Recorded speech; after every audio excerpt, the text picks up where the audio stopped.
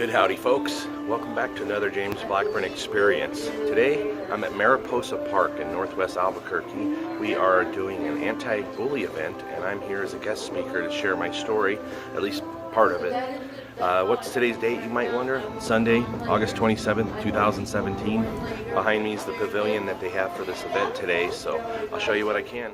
This is the company that's putting on the anti-bully event today, so look them up online if you get a chance. Thank you.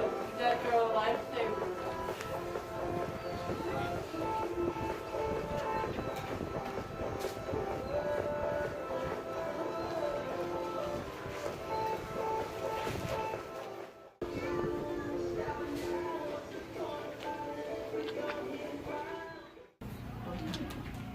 So it's going to take me a few minutes to talk here to you folks, but first I'd like to thank everybody here for inviting me out today. I really appreciate it. Bullying is something that's dear to my heart as well because I've lived through it through my entire life, especially as a child, and it's something that would be nice to minimize as much as we can. So first, my name is James Blackburn and I'm a survivor.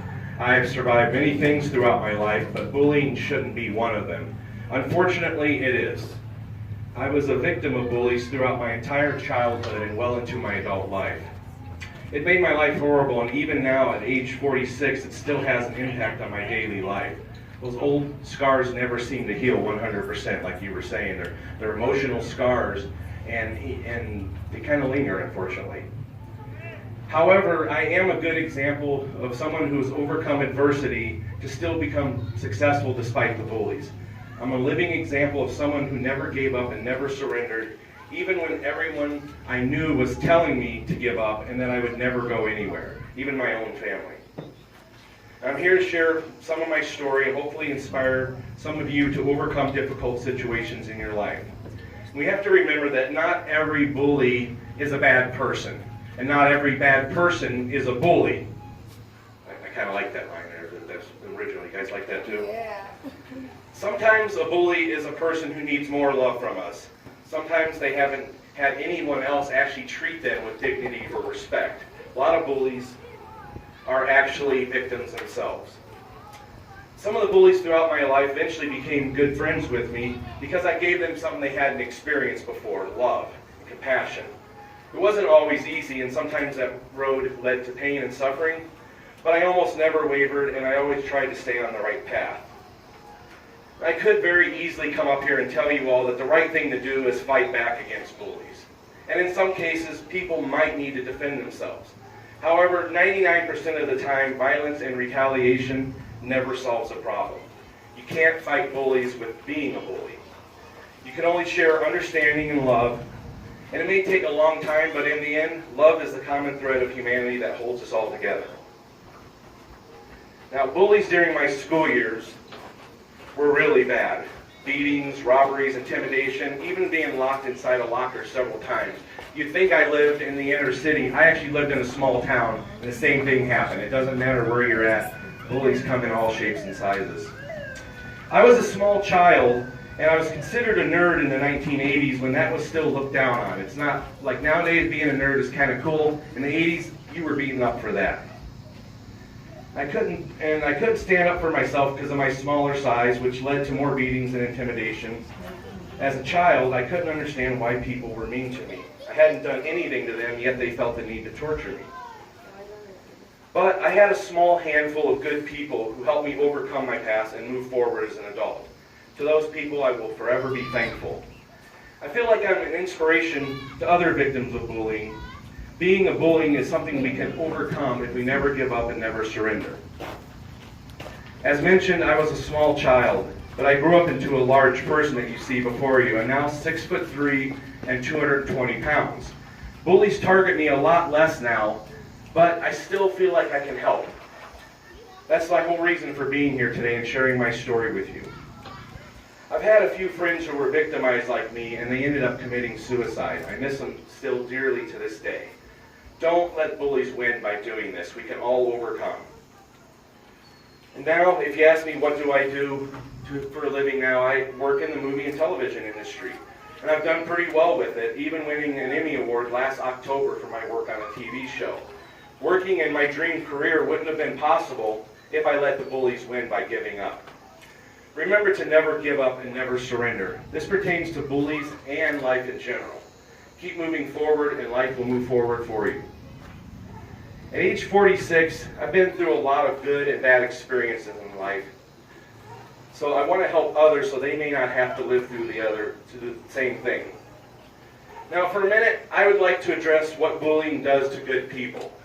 Sometimes good people kill themselves because the pain and suffering is too much.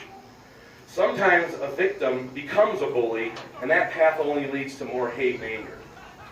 Here's an example of when bullying pushes a person too far, and they in turn become a bully themselves. This is a true story, and I apologize, there might be some shocking stuff in here, but it has to be said. When I was a teenager, my mother dated a variety of different men. Some were really nice guys, some were not. Some were bullies. One guy in particular she dated was not only a bully, but he was an alcoholic and had substance abuse issues all at the same time. After months of abuse from this man, I was finally fed up. I couldn't take it anymore. My brothers and I wanted my mother to end the relationship and remove that man from our lives. But as the old saying goes, love is blind.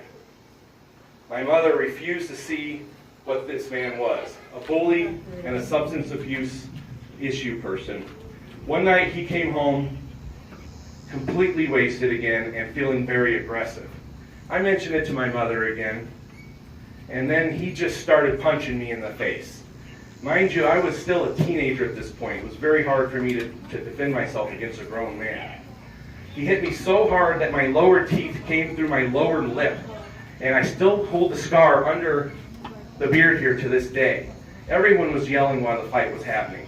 My mother finally had enough of this man. He was told to leave and not come back. I was relieved that my mother finally did the right thing.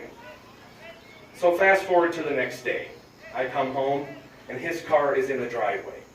I go inside feeling very angry and I ask my mother, why is he back?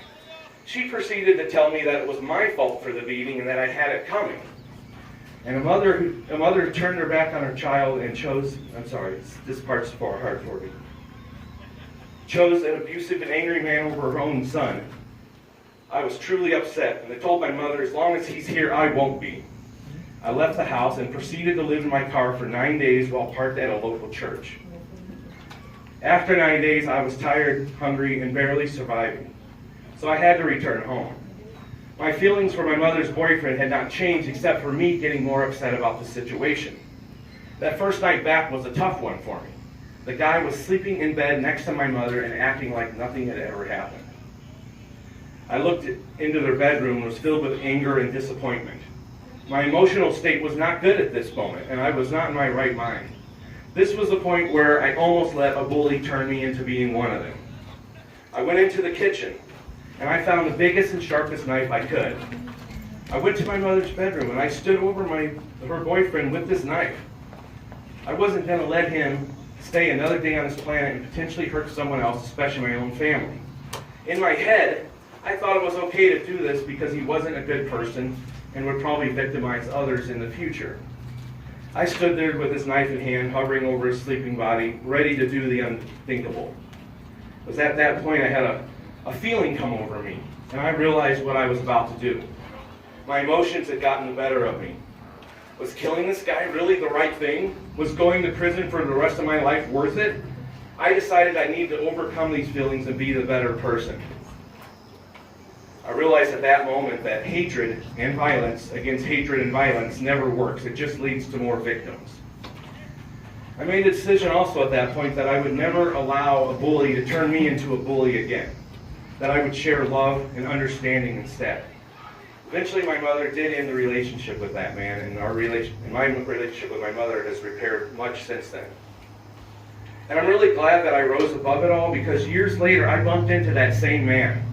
He had fallen on hard times because of his bad habits and was in the process of becoming a better person.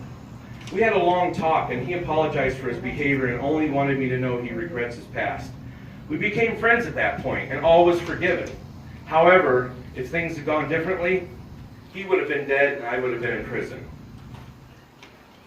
To rise above is what we all aspire to do. Let's make the world a better place through love and understanding. Violence is never the answer. Now, it's been a tough road, but I'm glad it all turned out okay in the long run. And actually, I would like to thank the bullies in my life. If they hadn't misbehaved and treated me so lowly, I might not have the appreciation for the opposite of bullying, and that is compassion, love, and understanding. There's always a way to survive. And there's a lot of support out there, so all you need to do is ask for it. Don't ever feel like you're alone, because we're all here for you. Now ask yourself, what can I do to help? Is it something simple, like making an effort to not be a bully yourself? Is it standing up for victims and helping when we see bullying? Is it sharing love and not hate? Is it kindness and understanding? Actually, it's all of the above and more. Bullying, it will never end on this planet. However, there are things we can do to minimize it and educate those who might make the same mistake. So to summarize what I've learned in this life, be a positive light in a dark world. Help to inspire, love, and understand. We all need to love, and hate. Let's rise above and make this world a better place. Thank you.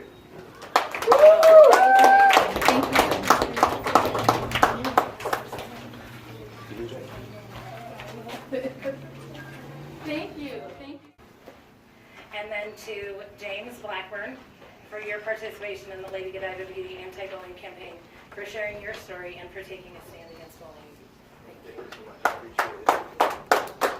Thanks, folks, for hearing us out. I appreciate it. I hope we've inspired some folks today to bring it up to the next level, and I'm going to be working with you folks again in the near future. Absolutely. We look forward to it. Thank you. Thank you so much. We do have a table full of information over here about bullying, what it looks like, what you can do if you are impacted by it, how you can be aware of it. There's also some activities for the children, and we're going to continue our makeovers. So please feel free to take some information and continue to stay with us today. Thank you. All right, folks, that speech that I gave was a little more intense than I thought it was going to be, and I got a little see what I mean? Still can't talk. I got a little emotional and choked up right in the very middle, so that was intense, but I do appreciate you guys watching. Stay tuned, because I'm going to film a gunfighter episode later today as well. And as usual, love, hate. Take care.